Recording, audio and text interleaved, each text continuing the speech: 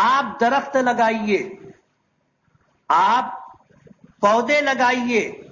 آج جو درجہ حرارت بڑھتا جا رہا ہے، گرمی بڑھتی جا رہی ہے، اس کے اسباب اور وجوہات میں درختوں کا کم ہونا بھی ہے.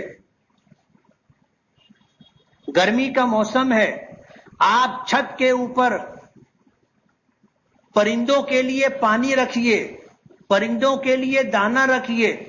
ہماری تاریخ رہی ہے، ہماری تاریخ رہی ہے. آپ تاریخ پڑھیے تو آپ کو یہ چیز ملے گی کہ اللہ کے کتنے بندے ایسے تھے جو اپنی آمدنی اور کمائی کا ایک حصہ جانوروں کے لیے وقف کیا کرتے تھے، کہ سال میں جانوروں کے لیے اتنا دانہ وقف، جانوروں کے لیے پانی کا انتظام کروایا جاتا تھا.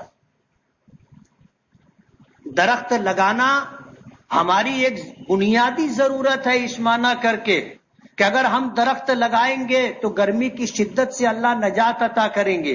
ہم درخت لگائیں گے، درخت لگانا صدقہ جاریہ ہے. ایک حدیث میں یہاں تک نبی کریم صلی اللہ علیہ وسلم نے فرمایا کہ تمہارے ہاتھ میں کوئی پودا ہو اور تم نے اسے بونے کا، لگانے کا ارادہ کیا ہو اور قیامت آ رہی ہو تو آپ درخت لگا دیجئے. یہ سوچ کر کے مت سوچو کہ اب قیامت آ جائے گی، درخت لگانے کا کیا فائدہ. درخت لگائیے. حدیث پاک میں آتا ہے کہ جب کوئی شخص درخت لگاتا ہے تو اس درخت پر اللہ کی جو مخلوق پرندے چرندے آ کر کے آرام کرتے ہیں، شب گزارتے ہیں. اس درخت سے جو کھاتے پیتے ہیں، اس درخت سے جو سایہ اللہ کی دوسری مخلوق حاصل کرتی ہے، یہ سب اجر و ثواب کی شکل میں درخت لگانے والے کے نام اعمال میں لکھا جاتا ہے. حدیث قرآن کریم میں آتا ہے ہر چیز اللہ کا ذکر کرتی ہے، حتیٰ کہ درخت بھی اللہ کا ذکر کرتے ہیں، اس کی ایک ایک پتی اللہ کا ذکر کرتی ہے، ایک ایک پتی اللہ کا ذکر کرتی ہے. جب تم درخت لگاؤ گے تو اس درخت پر جتنے پتے ہوں گے، وہ جتنا ذکر کریں گے، وہ اجر و ثواب آپ کے نام اعمال میں لکھا جائے گا. آپ وہ واقعہ یاد کرو، نبی کریم صلی اللہ علیہ وسلم قبرستان سے گزر رہے تھے اور آپ رک گئے. آپ نے کھجور کے درخت کی ایک ٹہنی ہوئی جو اس کا پتا ہوتا ہے لمبا، وہ کٹوایا، اس کو بیچ سے 2 حصے کیے اور ایک قبر پر ایک اور دوسری قبر پر ایک لگایا اور یہ فرمایا کہ ان دونوں قبروں والوں کو عذاب ہو رہا تھا، ان دونوں قبروں والوں کو عذاب ہو رہا تھا. یہ ٹہنی میں نے لگائی ہے، جب تک یہ ہری رہے گی اللہ عذاب قبر موقوف کر دے گا. شارحین نے لکھا ہے کہ جب تک یہ ہری رہے گی یہ اللہ کا ذکر کرتی رہے گی، اور اللہ کا ذکر کرتی رہے گی تو پھر اس کی ذکر کی برکت سے اللہ عذاب قبر موقوف کر دیں گے. اس لیے اپنے مرحومین کی قبروں پر درخت لگانے کا اہتمام کرنا چاہیے.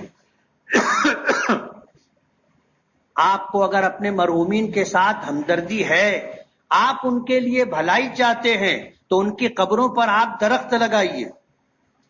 یہ درخت رہے گا، جب تک ہرا رہے گا اللہ کا ذکر کرتا رہے گا، اور یہ ذکر آپ کی نیت کی برکت سے اس کا اجر و ثواب صاحب قبر کو اللہ پاک عطا کرے. اور دوسری مخلوق ہماری طرح نہیں ہوتی کہ چلو جب تک چاہو تسبیح گھما لیے اس کے بعد چھوڑ دیے. 24 گھنٹہ وہ اللہ کا ذکر کرتے رہتے، 24 گھنٹہ اللہ کا ذکر کرتے ہیں تو اس کا اجر و ثواب مرحومین کو اللہ پاک عطا کرتے. اس لیے درجہ حرارت جو بڑھتا جا رہا ہے اور غریبوں کو اس کی وجہ سے جو تکلیف اور اذیت ہے، مختلف بیماریوں کا لوگ شکار ہو رہے ہیں، آپ درخت لگانے کا اہتمام کیجیے. اور کوئی بہت مشکل کام نہیں ہے. آج تو یہ سہولت ہے کہ آپ کو پودے مفت میں مل جائیں گے، سرکار مفت میں پودے دیتی ہے، دیگر تنظیمیں ہیں جو مفت پودوں کا اہتمام کرتی ہیں. آپ لینے جاؤ، آپ کو مفت میں پودا مل جائے گا. آپ اپنے گھر کے پاس پودا لگائیے، اس کی حفاظت کا انتظام کیجیے، اس کی آبیاری کرتے رہیے، اس کو پانی دیتے رہیے، اس کو سنبھالتے رہیے. ایک وقت آئے گا یہ درخت بن جائے گا، اس کا فائدہ سب سے پہلے آپ کو ملے گا. جس طرح درخت لگانا نیکی کا کام ہے، اسی طرح درخت کا کاٹنا بھی شریعت کی نظر میں جرم ہے۔ آپ اندازہ کرو، سرکار دو عالم صلی اللہ علیہ وسلم نے جنگ کی حالت میں بھی یہ فرمایا کہ جب کسی شہر پر حملہ کرو تو ان کے درخت مت کاٹو۔ آپ اندازہ کرو حضور کے ارشاد مبارک کا، جنگ ہو رہی ہے، آپ نے کسی بستی پر حملہ کیا ہے، ظاہر بات ہے جو مقابلے پر آئیں گے وہ مارے جائیں گے، وہ اپنی جان سے جائیں گے، لیکن حضور نے فرمایا کہ ایسی حالت میں بھی کسی بستی میں لگے ہوئے درختوں کو مت کاٹو، عورتوں کو مت مارو، اور عبادت خانوں میں رہنے والے، چاہے وہ باطل مذہب کے ماننے والے لوگ ہوں، راہب ہوں، سادھو سنت ہوں، ان پر ہاتھ مت اٹھاؤ، بچوں کو مت قتل کرو۔ جہاں آپ نے فرمایا کہ راہبوں کو، سادھو سنتوں کو قتل نہ کیا جائے، عورتوں اور بچوں کو نہ قتل کیا جائے، وہیں پر حضور نے یہ بھی فرمایا کہ درخت بھی نہ کاٹے جائے۔ اتنا اہتمام ہے، اس لیے یہ بھی نیکی کا کام ہے اور صدقہ جاریہ ہے۔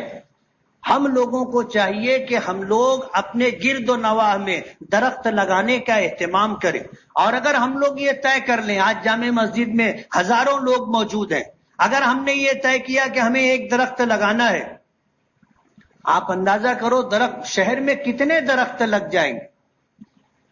لگائیں گے؟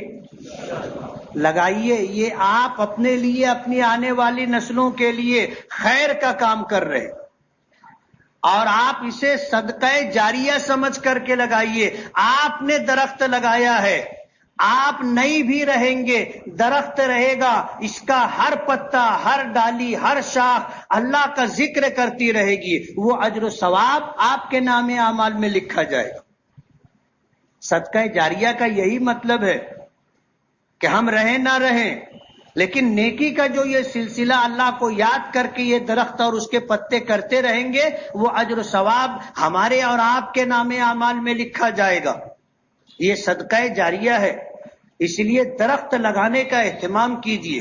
ظاہر بات ہے سب غریبوں کو ہم پکا مکان بنا کر کے نہیں دے سکتے، جو لوگ آج پترے کے مکانوں میں رہ کر کے گرمی کی وجہ سے پریشان ہے، مختلف بیماریوں کا شکار ہے، ہم ان کو مکان نہیں دے سکتے، ان کا علاج نہیں کر سکتے، تو کم سے کم وہ ذریعہ اختیار کرے جو ان کے لیے قدر راحت کا سبب ہوگا۔